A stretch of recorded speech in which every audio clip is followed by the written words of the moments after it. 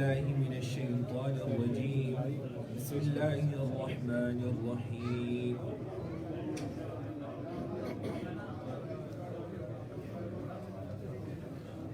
Tell them to speak outside.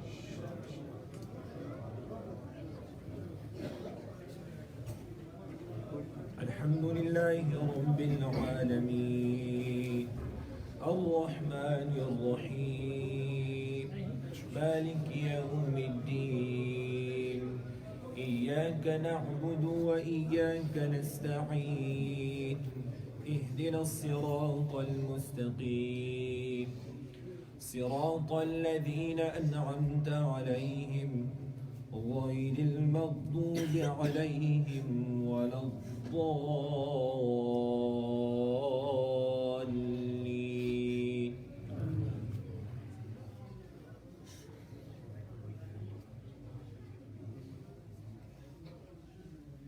Before we begin Surah Fatiha,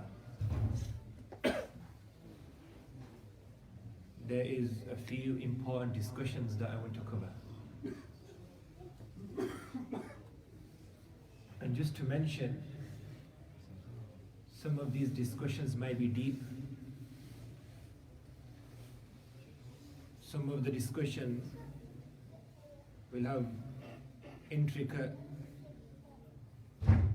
and small details that some of us might not be able to comprehend and understand. I given a lot of thought about this, whether I should do this or I shouldn't. Dr. Saab, the book I give you, Qiraat, Difa'at Qiraat. So last 2 years I avoided and I said I'm not going to discuss these things. But the reality is that once upon a time, those discussions that were confined to the classrooms, the discussions where the teacher and the student would have in closed classrooms, those discussions now are on social media. Everybody has access to them. And confusion in our current era is far more than ever in history. And the reason to this is because we are living in a global village. People can't string 3 words of Arabic, yet will quote Bukhari. They don't know the definition of a hadith, yet they will object on the likes of Imam Abu Hanifa. They don't know right from wrong, yet they will object the oneness of Allah subhanahu wa ta'ala, the existence of Nabi sallallahu alayhi wasallam. Not too long ago, there was a Western academic who said that the Prophet sallallahu alayhi wasallam doesn't exist. He didn't come. This is a fabricated, forged documentation about such a personality. So those objections that were academic and amongst classroom students and teachers, now they're on social media for everybody to see and watch. That's why 100 years ago, 50 years ago,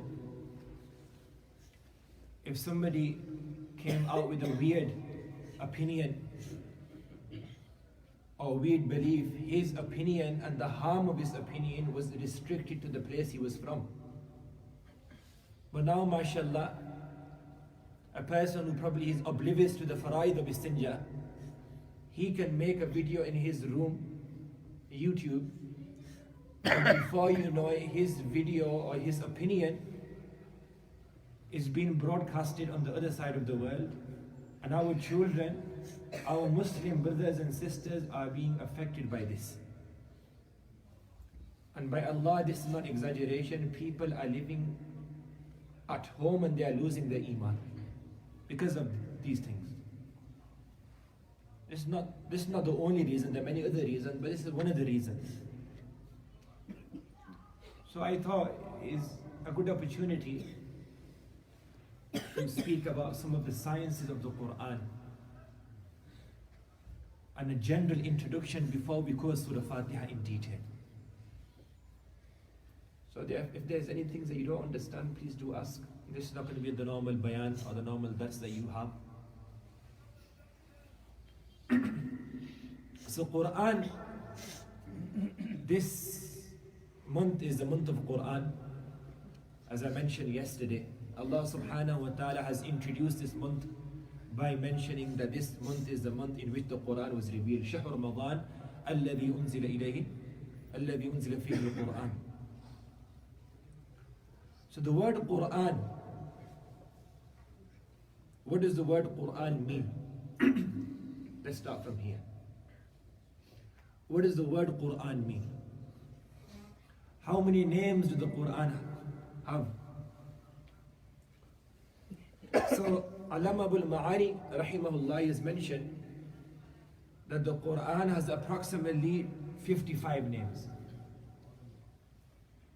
Some ulama in Manahir al-Irfan, Allama Suyuti al-Itqan have mentioned that the Quran has approximately 90 names. But the most authentic opinion is that these names, 90 names or 55 names, are adjectives and they are descriptive names of the Quran. They are qualities of the Quran: Hakim, Majid, etc. Mubin, Kitab, Mubin. Quran has only 5 names that have been mentioned in the Quran. Quran has 5 names that have been mentioned in the Quran: Al-Quran, Al-Furqan, Al-Dhikr, Al-Kitab, ذلك الكتاب, and Tanzil. What does Quran mean? Quran is from the Arabic language, derived from قرأ يقرأ قراءة, which means to read or to recite. And the Arabic language, sometimes a word, it comes in a certain scale. However, the meaning can change. So Quran means maqru, meaning Quran's recitation, but means something that is recited. Like qatil, the word qatil in the Arabic language means somebody who has maqtul, died. So sometimes the word comes on one scale, but the meaning can be another meaning. So in the same manner, the word Quran, even though it just means recitation, but down here it means maqru, meaning a book that is recited. And again, the word Quran in the Arabic language is on the scale of fu'lan. Fu'lan is that scale which denotes and exemplifies abundance, great quantity, meaning the Quran is read abundantly. The Quran is recited abundantly, and today one can do the research. Without a doubt, the most recited book on earth is Quran. So the name of the Quran, this itself is a miracle. Until Qiyamah, the name of the Quran will be Quran and will be the most recited book on earth. Not only the most recited book on earth, it will be the most memorized book on earth. And this challenge and this mu'jiza will remain till Qiyamah. Try to memorize any other book in the language that you speak and the language that you write, the language that you understand. English, for example, try to memorize 10-20 sides. Quran is the only book that a child, 7 years old child who doesn't understand one letter of the Quran, he can memorize the entire Quran. Many children, they memorize the Quran, they don't understand one word of the Quran. And those that are huffaz, who have memorized the Quran, they will tell you that when you stand on the musalla and you recite the Quran, you recite one verse and the other verse comes onto your tongue. Personal experience, many have experienced, sometimes you don't even have the entire picture of the page. You can't visualize the entire picture of the page, but you recite one verse, the other verse comes onto your tongue. So the kuffar of Makkah, they wanted to distinguish this name of the Quran. لا تسمعوا in Surah Hamim Sajda, verse 26. وقال الذين كفروا, when the disbelievers said, لا تسمعوا لهذا القرآن. Do not listen to this Quran. وَالْغَوْ فِيهِ, and make noise when the Quran is recited, make loud noise so nobody can hear the Quran. لَعَلَّكُمْ تَغْلِبُونَ, so you can gain dominance and ghalaba. So when they did this, Allah subhanahu wa ta'ala named the Quran, that till Qiyamah it will be recited, until Qiyamah people will listen to the Quran. So this is the linguistic, very brief background of the word Quran. He has 5 names. Furqan means something that distinguishes between haqq and batil, between right and wrong. Dhikr means remembrance. Kitab means book. And Tanzeel means revelation from Allah subhanahu wa ta'ala.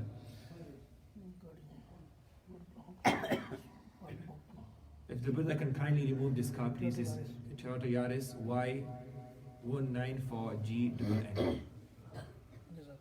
Jazakumullah khair. This is the linguistic meaning of the Quran. The technical meaning of the Quran, as the ulama mentioned, the technical meaning of the Quran, al-manqul ala al-rasul, al-maktub fil masahif, al-manqul ilayna naqlan mutawatiran bila shubha. And this is a definition that all of the scholars agree. There is no dispute regarding this definition. The Quran is which has been revealed to Nabi sallallahu alayhi wasallam. It is written inside our manuscripts, inside our books, the Mus'haf, and it has been transmitted from Prophet sallallahu alayhi wasallam till now in every generation with overwhelming transmission. Mutawatir means something that is so overwhelmingly reported that nobody can deny, even though a person hasn't seen or hasn't seen the report with his own eyes. For example, many of the brothers here haven't been New York, or many of the brothers here haven't been Canada, but we have heard so many reports about Canada or New York that to deny the existence of Canada or New York will be absurd. So the Quran, since the time of Prophet sallallahu alaihi wasallam till now, in every generation and every time and era, so many thousands and millions of people have transmitted, reported, recited, memorized the Quran, that there is no doubt that this document exists. Now, before I move on to the linguistic, technical meaning, how was the Quran revealed to Nabi sallallahu alayhi wasallam? It was done through wahy, revelation. Wahy, revelation. Now, what is revelation? The rational need for revelation, and some of the objections that the modern Orientalists have on revelation. I want to discuss this very briefly. So Nabi sallallahu alayhi wasallam would receive the Quran from Allah subhanahu wa ta'ala. And the forms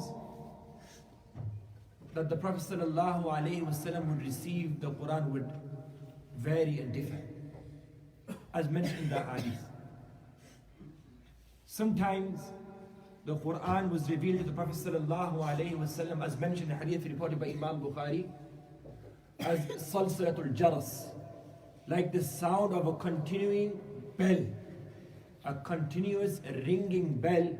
This is how the Prophet sallallahu alaihi wasallam would receive revelation. Now the ulama have mentioned that the similarity between the revelation and a continuous bell is not that it sounds like a bell, but the rhythm and the continuity and the direction. When a bell is ringing continuously, it gives this meaning of continuity, and that it comes from all directions. You cannot hear where it comes from. And that Allah subhanahu wa ta'ala knows exactly how Prophet sallallahu alaihi wasallam would experience this revelation. But in the hadith he mentions salsatul jaras, the continuous ringing of a bell. And the Prophet sallallahu alaihi wasallam said, وَهُوَ أَشَدُّهُ عَلَيْهِ. This was the most difficult form of revelation.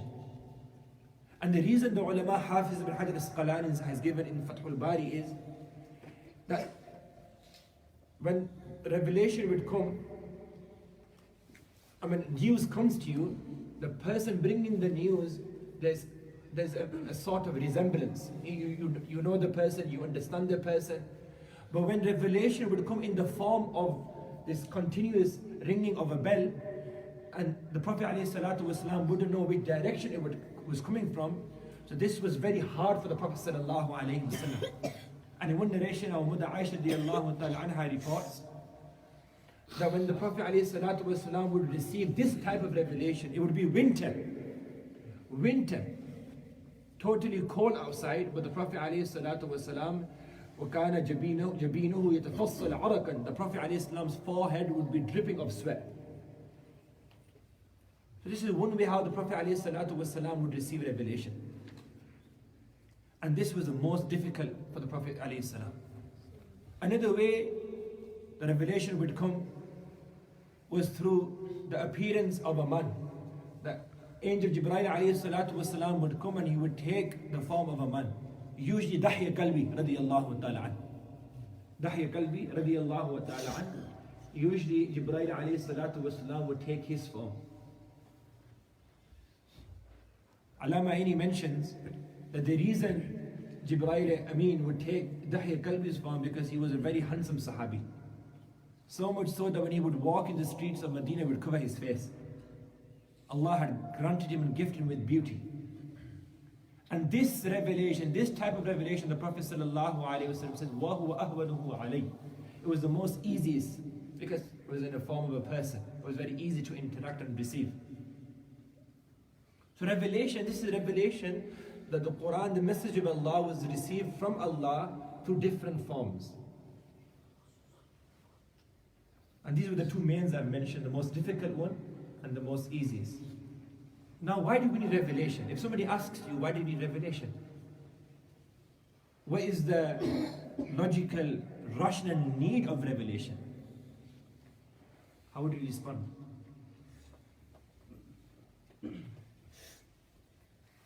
We are living in a society where people ask these questions. They ask questions like this. What is it? What's the reason of a religion? Can't we just be good human beings? If all religions call towards God and goodness, then why can't we pick any religion? Why Islam? And in my previous duroos I've mentioned why Islam. Why we choose Islam and not any other religion. I've given 2 reasons for this in my previous duroos. So why do we need revelation? The simple answer is, my dear friends, that gaining knowledge, there's 3 ways of gaining knowledge.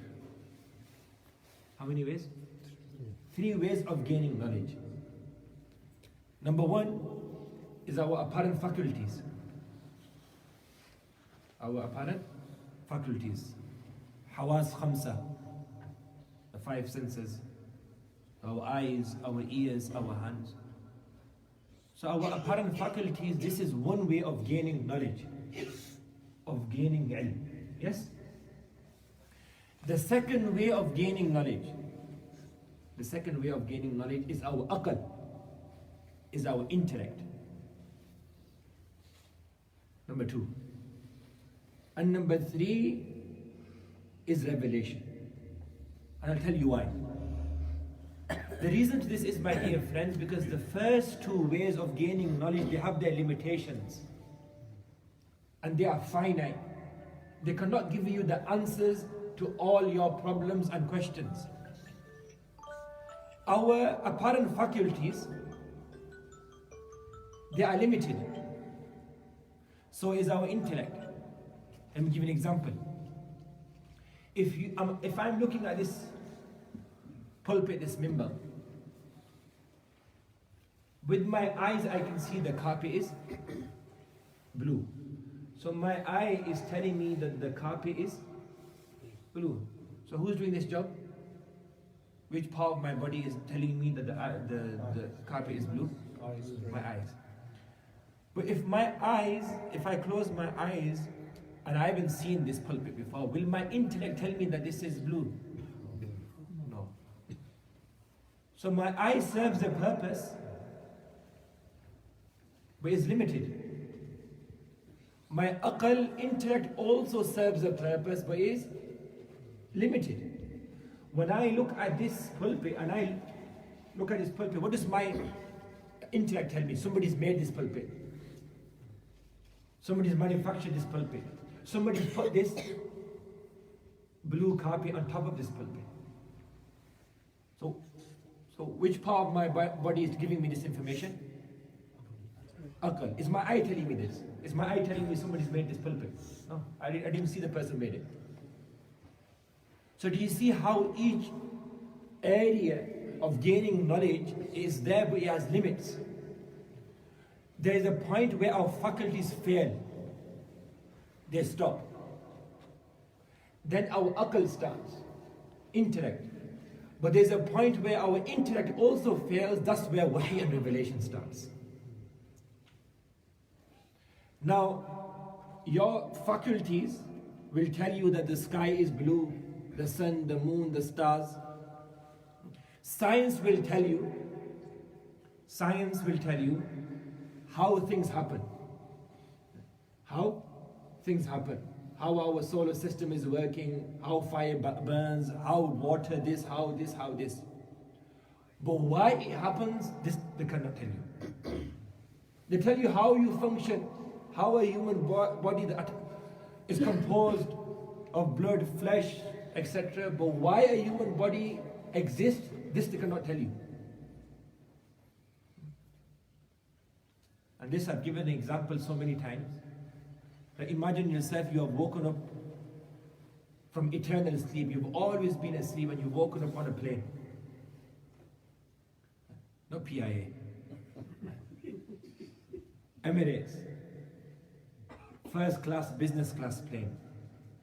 You've always been asleep. You can't remember anything prior to this. And you've woken up on this plane. First class. You've got all the food and all the drink.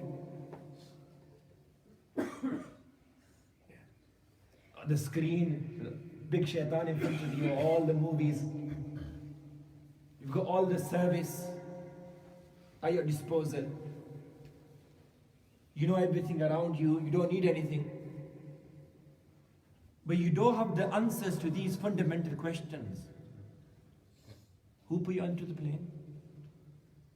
What you're supposed to be doing on this plane? And where is your destination? If a person doesn't know the answers of these questions, do you think this person will be happy? His faculties will tell him, look around. He will take the benefit of all the needs that necessities. His intellect will also give him some ideas. But that's it, it's limited. He doesn't know the answer, who put him onto this plane, what he's supposed to be doing on this plane, and where is his destination. Until he doesn't know the answers to these questions, this person will not be happy. And if he says he's happy, this will be delusional. After the novelty wears off, and he's watched all the movies, and he's had all the food, and he's slept, is this all to life? There must be something more beyond this. This is how revelation is. This is how revelation is.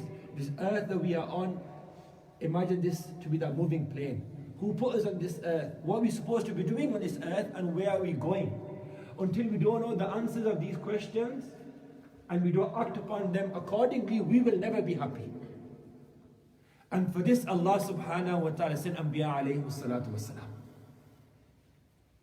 Allah, He sent Anbiya alayhi salatu wasalam. And this is a form of communication to tell mankind their purpose of life, where we have come from. منها خلقناكم وفيها نعيدكم ومنها نخرجكم تارة أخرى. Where we have come from, what we're supposed to be doing on this earth. We're supposed to worship Allah subhanahu wa ta'ala, and we are going into the akhirah, into the next life, where we will be taken to account for our actions and our deeds. This our faculties cannot tell us. This our intellect cannot tell us. This we need another epistemology that will tell us, and that is wahy, revelation. And some people, they've denied revelation. How can Allah subhanahu wa ta'ala communicate with a person in these ways? And they've regarded these ways to be strange. For example, the continuous ringing of a bell, the coming of Jibreel alayhi salatu wasalam, taking the form of Dahya Kalbi, etc. So this form of communication, they have regarded this to be somewhat impossible. The simple answer to this, our Ustad Mufti Musa Sahib Hafidhahullah would say in class that because of technology today, understanding our aqaid and our beliefs are very easy. Something that was regarded as probably impossible not too long ago is perfectly possible, and we are seeing, 50, 60 years ago, if you told your parents and your grandfather, sitting in Pakistan in village in Peshawar, that a time will come that I will be speaking to you from a screen, you will be able to see me and my surroundings, I will be able to see you and your surroundings perfectly.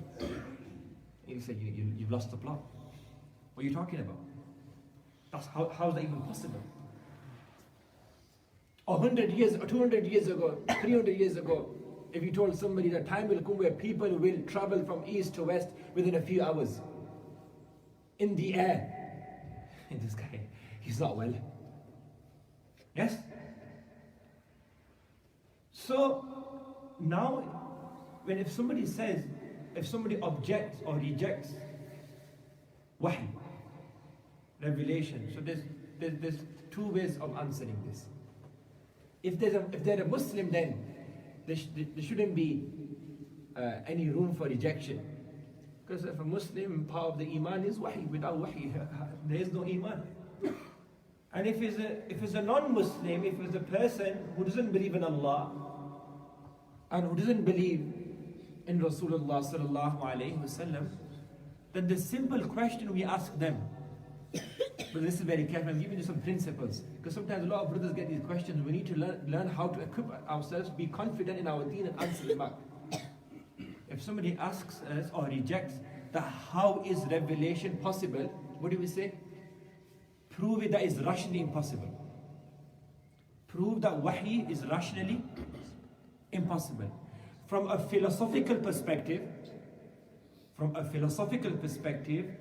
wahy and revelation is not impossible. What does impossible mean?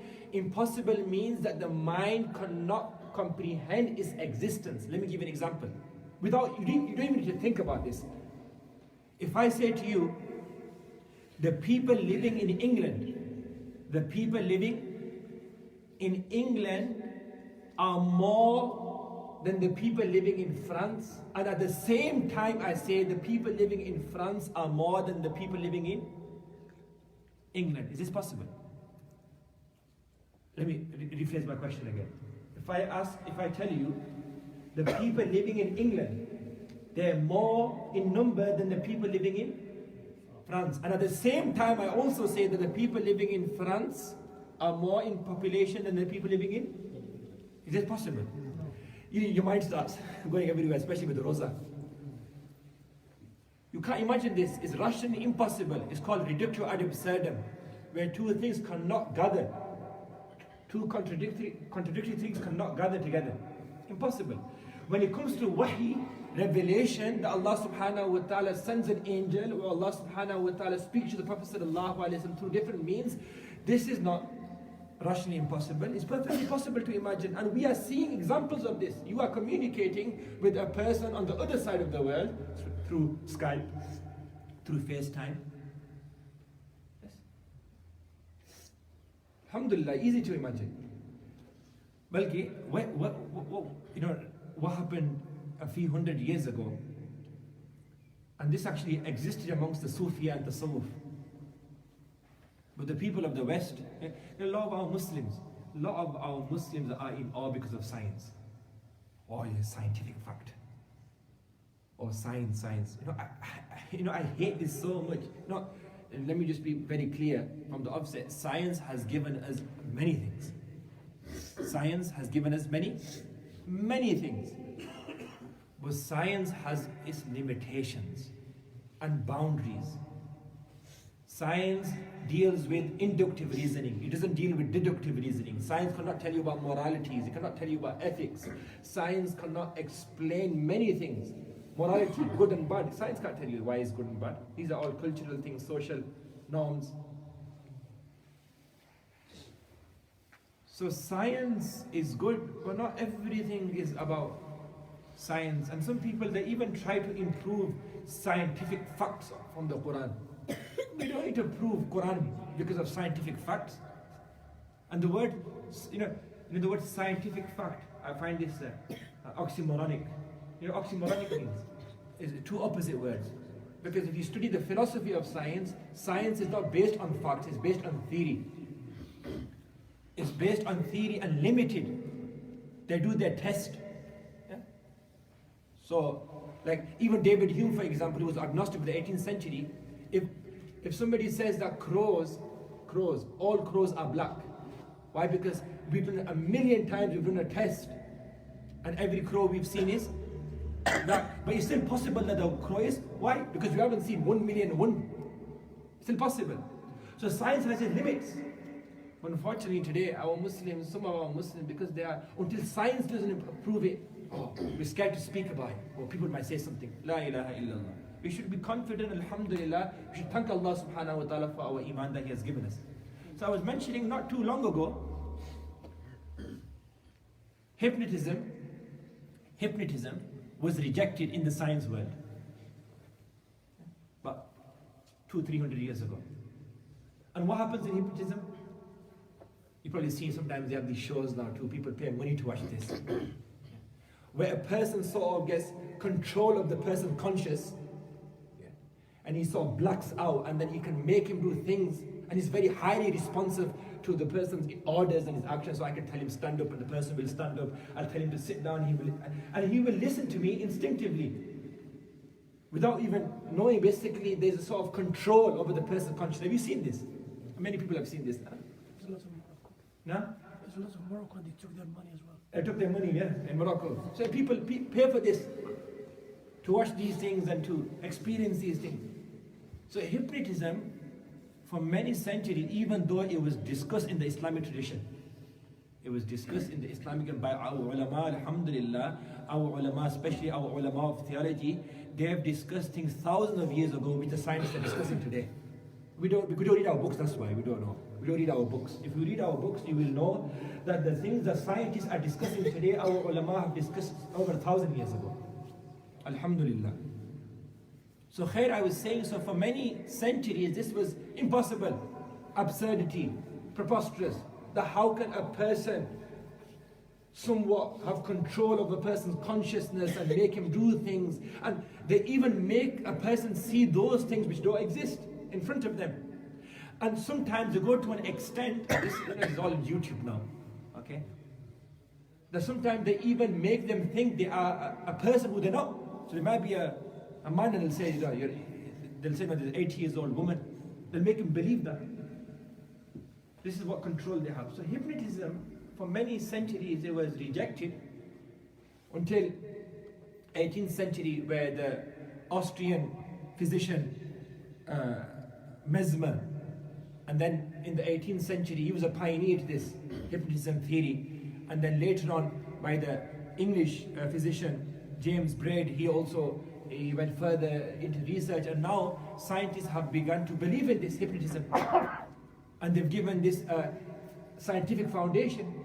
And because now this is approved by scientists, and all our Muslims are, I believe in it. So if we can see with our own eyes in our life that a person, he can somehow have control of a person's mind and make him think and believe things that he doesn't believe. This form of communication, if we are seeing with our own eyes, why is it impossible for Allah, who created the heavens and the earth, that He communicates in a magnificent way with His servants? Now it doesn't seem possible anymore. It's how we look at things.